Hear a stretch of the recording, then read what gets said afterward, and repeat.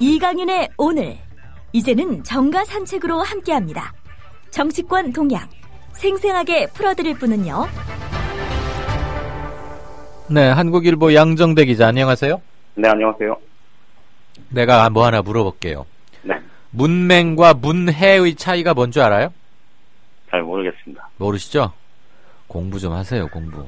이강윤의 오늘 인터뷰를 들었으면 바로 알았을 텐데, 양 기자 인터뷰가 늦어지는 바람에 원래 이 시간대 하게 돼 있었던 오늘 한글날 관련 인터뷰를 이렇게 순서 바꿔서 했거든요. 아, 예. 한국문해협회라는 게 있는데, 글월문해 풀해자. 그래서 각야거겨만 가르치는 게 아니고 초등학교 한 6학년 내진 중학교 1학년 수준으로 이렇게 뭐라고 해야 돼? 최소한의 지적 수준을 올려주는 일을 민간에서 하고 계시는 게 있더라고요. 네. 그런 좋은 일 하던 노인분들이 많으십니다. 자, 항상 총선 때는 물갈이 한다 그래서 뭐 20%다 40%다 이런 얘기 나오는데, 이번에도 뭐 그것을 비껴가긴 힘들 것 같고, 물갈이 세게 해야 한다 이런 여론조사 결과가 나왔죠? 아마 오늘 저녁 방송 보도들이나 내일 아침 신문 보도에 아마 대문짝만 하게 큼지막하게 아마 기사화가 될 것 같은데요. 엠바고 몇 시에 걸린 건데요, 이게? 아마 엠바고가 걸린 건 아니고요. 이미 이제 해당 여론조사 기관에서 자료를 릴리스를 했기 때문에 이미 인터넷 있나요? 언론들에 이제 보도가 나오기도 했는데, 저 아직 못 봤어요. 갤럽이 어제까지 사흘간 조사한 내용입니다. 갤럽 여론조사 결과인데, 이 19대 국회에서 제 역할을 했다, 잘했다 이런 응답자가 20%에도 미치지 못하고 80%는 잘 못했다 이렇게 주장을 했다는 거고요. 그다음에 내년 총선에서 지금 현역 의원들이 다시 이 국회 입성을 했으면 좋겠다는 응답이 예상대로 굉장히 낮고, 그러니까 물갈이를 해야 된다, 사람을 바꿔야 한다, 이런 여론들이 굉장히 높았다는 거고, 특히 이 물갈이를 요구하는 이 여론이 이 여야의 텃밭이라고 할 수 있는 대구 경북과 호남에서 50%가 훨씬 상회하는, 그러니까 절반 이상의 국민들이, 특히 절반 이상의 유권자들이 현역 의원 바꿔야 된다, 이제 이런 주장을 했다는 겁니다. 말씀하신 대로 사실 근데 이제 오늘 여론조사 결과를 보면 이게 이전과는 다르게 아주 새로운 얘기는 결코 아닙니다. 대충 다들 짐작을 하시겠습니다만, 4년마다 총선을 앞두고 실시되는 여론조사에서 이 현역 의원 교체율이 50%를 넘어가지 않은 경우가 거의 없습니다. 그러니까 그만큼 우리 정치에 대해서 많은 사람들이 불신을 하고 있고, 그 정치 불신이라는 게 결국 선거 때 이제 표를 통해서, 이 유권자들의 심판을 통해서 이제 나타날 거다라는 기대감을 보여주는 이제 여론조사들이 많이 나오는데, 그런데 정작 실제로 사람이 좀 바뀌기도 하지만, 그렇다고 이 많은 유권자들이 이 사람은 좀 바꿨으면 좋겠다 라고 얘기했던 사람들이 실제로 또 바뀌는 경우는 그게 많지 않습니다. 그게 또 현실이죠.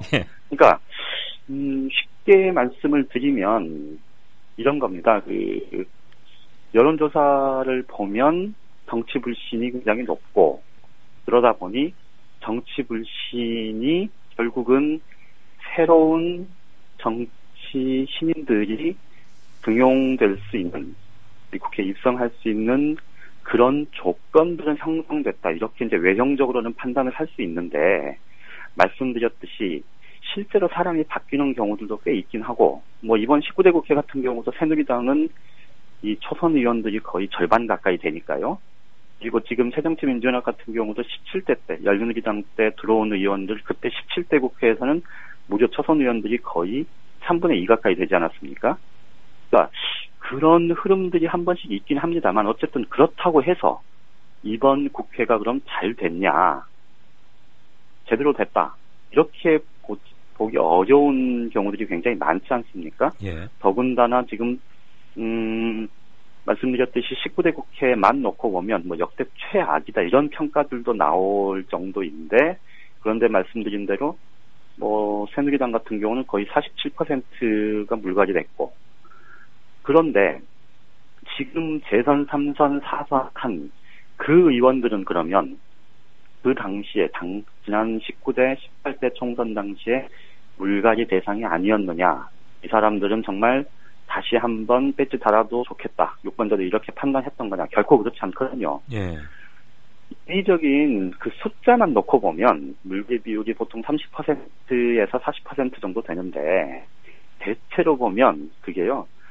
이게 이제 숫자의 함정이긴 한데 비례대표 의원들이 비례대표를 한 번 더 다는 경우는 거의 없지 않습니까? 네, 없죠.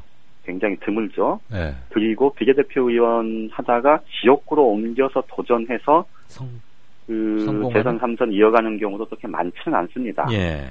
그러니까 비례대표 의원들 같은 경우는 애초에 이제 지역구에서 출발을 하지 않았기 때문에 이 물갈이 그러니까 현역 의원 교체율에는 반드시 들어가는데 실제 많은 국민들이 유권자들이 생각하는 참 우리 동네 의원 참 한심해 라고 생각해서 이 사람 바꿔야 된다 라고 여론조사를 통해서 이 답변을 하면 거기에는 안 들어가죠. 그렇죠. 그러니까 숫자에 함정이 있는 겁니다. 그렇지. 그러니까 결국 지역구 의원들이 얼마나 바뀌느냐 이걸 따져보면 아마 절반 수준 정도일 거예요. 그러니까 20% 안팎일 겁니다. 그러니까 이 숫자에 착시 현상 또는 함정. 그렇죠. 빠지지 마라. 함정이 있고 착시가 있는 건데 이제 그래서 중요한 게 뭐냐면 예. 뭐 이건 공자님 말씀처럼 들리겠지만 예. 결국은 유권자들이 투표에 참여해야 되는 거거든요. 그래, 너무 그렇죠. 그러니까 그렇지 않으면 그래서 이제 지금 내년 총선 같은 경우도 물론 박근혜 정부 중간 평가의 의미가 있고 그리고 야권이 어떤 대오를 형성해서 총선에 임하느냐 뭐 이런 여러 가지 뭐 변수들이 남아 있긴 하겠습니다만 예. 총선 투표율이 50% 넘어가기 힘들 거라는 전망이 많지 않습니까 벌써부터? 예. 그걸 보면 결국 뭐라고요? 잠깐만요. 내년 총선 투표율이 50%도 힘들 것이다? 그렇죠. 총선 투표율 50% 넘어가기 쉽지 않을 겁니다. 그래요? 이게 그렇게까지 낮을까? 19대 총선, 18대 총선 쭉 보시면 예. 총선 투표율은 역대로 계속 낮아져 왔고요. 대선 투표율도 뭐 이례적으로 박근혜 문재인 때 높았지. 그렇죠. 이례적으로. 그때 잠깐 높았던 거고요. 그러니까 그런 여러 가지 상황들을 좀 유권자들이 정말로 좀 진지하게 고민을 하셔야 될 부분이 있다. 이 점을 하나 말씀드리고요. 그래도 50%는 너무했네. 넘어야 되겠죠. 그러니까 너무했다. 누구나 생각할 때 지금 사회자께서도 그렇게 말씀을 하셨고 저 역시도 그렇게 생각을 하고 지금 이 방송을 듣고 계신 청취자분들도 많은 분들이 제가 50% 얘기하면 깜짝 놀랐을 텐데 그러게요. 실제 투표율 50% 넘어가기 힘들 겁니다. 보통 선관위가 그 큰 선거 앞두면 투표 의향이 있느냐를 여론조사를 하는 경우가 있습니다. 예. 대부분 여론조사에서 70%에서 80%를 넘는 경우가 많습니다. 투표하겠다는 응답층이. 하겠다는 대답은 다들 잘해. 그렇죠. 그런데 이제 실제 그걸 투표를 하느냐 마느냐는 또 별개의 문제고요. 예. 그다음에 이제 중요한 게 그러면 정치권에서 이제 이 물갈이 여론조사 결과에 대해서 이제 아전인수적 해석을 하고 이제 논리적으로 나름의 논리를 내세워 진짜 싸우는 경우들이 있습니다. 예. 이번 같은 경우도 이 새누리당을 놓고 보면 이 같은 여론조사, 이번 제가 말씀드렸던 갤럽 여론조사뿐만 아니고 앞으로 이제 계속 여론조사가 나오면 19대 국회는 좀 문제가 있었다. 상당히 문제가 있고 현역 바꿔야 된다. 라는 여론조사 결과가 있을 텐데 또 한편에서 보면 국민들이 직접 이 후보를 선출할 수 있도록 해야 한다는 여론이 한 6대4 정도로 훨씬 높습니다. 그러면 이거는 이른바 청와대나 친박계 입장에서는 전략공천 혹은 전략공천 비슷한 그런 절차를 통해서 이 이른바 박근혜 대통령의 퇴임 이후까지를 생각하는 그런 판을 짜고 싶은 쪽에서는 당연히 현역 교체율을 들이밀면서 전략공천의 필요성을 강조를 할 거고 또 김무성 대표를 비롯한 비박계에서는 이 국민들이 직접 후보를 선출하고자 한다라는 여론이 높다는 걸 강조하면서 또 그 100% 안심번호제 국민공천을 얘기했던 것처럼 예. 이제 여론조사 반영률을 높이자 이렇게 얘기를 할 거고 예. 이거 가지고 또 한바탕을 싸우긴 할 텐데 그런데 결국 그렇게 싸우는 게 국민들이 이 여론조사를 통해서 드러낸 민심이 그대로 반영이 되는 거냐 이 문제는 또 완전히 별개의 문제다. 예. 제가 두 번, 세 번 강조드리듯이 결국은 유권자들이 직접 투표를 통해서 특히 20대, 30대 유권자들이 투표를 통해서 이 표심을 드러내지 않으면 죽었다 깨나도 안 바뀐다? 지금의 이 양당 구조, 이 고착화된 지역주의에 기반한 양당 구조는 절대로 바뀌지 않습니다.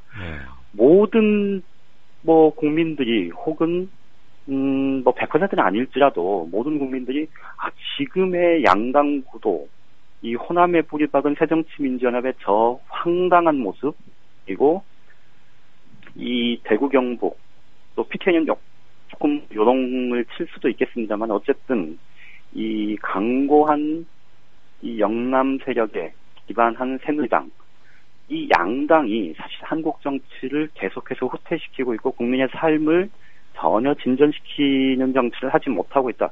이거를 모르는 국민들이 없는데 결국은 영남권에서는 다 새누리당 되고 호남권에는 다 새정치연합 되고 이런 구도가 내년 총선도 크게 바뀌지 않을 거라는 건 불을 보듯 뻔한 일 아니겠습니까? 예. 결국은 선거 제도를 바꿔야 하고 또 사표를 최소화할 수 있는 국민의 표심이 반영되는 선거 제도로 개편을 해야 된다는 요구. 그것이 어제 오늘 있었던 일은 아니지만 줄곧 그 논의를 선거법 개정 논의를 해야 되고 선거구도 조정해야 되고 이런 논의를 계속 해왔지만 지금 바뀐 게 단 하나도 없지 않습니까? 그러니까 다시 한번 또 공자님 말씀을 드리자면 이 유권자들이 투표에 참여해서 특히 젊은 유권자들이 투표에 참여해서 바꾸지 않으면 그 표심을 드러내지 않으면 지금 있는 의원들이 나서서 정치인들이 나서서 그걸 바꿀 가능성은 없다. 이렇게 단정적으로 말씀을 드릴 수가 있겠습니다. 욕하려면은 투표하라 이 말이네요. 그렇죠. 예. 그리고 이제 한 가지 조금 부연해서 말씀을 드리면 지난번에 이제 추석 연휴 때 김무성 새누리당 대표하고 문재인 새정치민주연합 대표가 만났지 않습니까? 그 만난 자리에서 구체적으로 그 얘기가 오갔는지는 확인이 안 됩니다만 어쨌든 김무성 대표가 당초에 문재인 대표에게 100% 국민 여론을 통해서 오픈 프라이머리를 원래 주장을 했었으니까요. 그 오픈 프라이머리를 관철시키기 위해서 제시하려고 준비했던 카드들이 몇 가지 있는데 그 몇 가지 카드가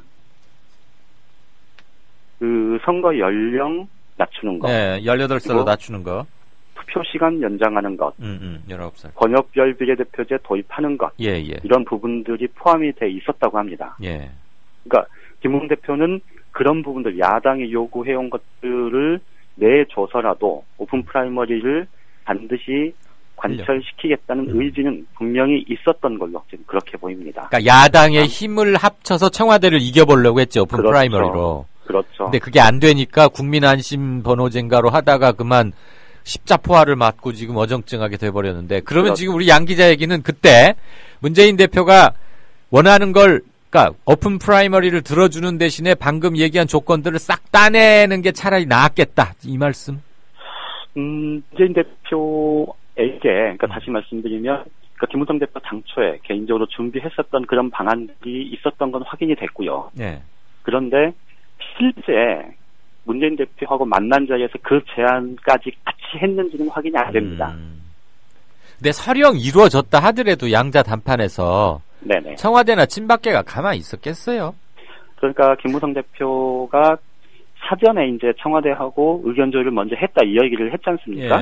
그리고 청와대 쪽에서는 반대했었다는 얘기를 했는데 청와대가 반대한 건 단순히 안심번호뿐만 아니고 방금 말씀드렸던 투표시간 연장, 네. 또 투표 연령 인하, 뭐 하향 조정, 내리는 거, 뭐 이런 권역별 비례대표제 도입 이런 부분들까지 예. 같이 얘기가 나오니까 청와대에서는 아주 강하게 반대를 했다고 하고요. 예. 그래서 실제 그 김무성 대표가 문재인 대표하고 논의 과정에서 그 제안을 안 했을 가능성이 좀 있어 보입니다. 그렇겠네요. 다만 놓을 자리 보고 발 뻗으려고 했겠죠. 수도 안 먹힐 것 같으니까.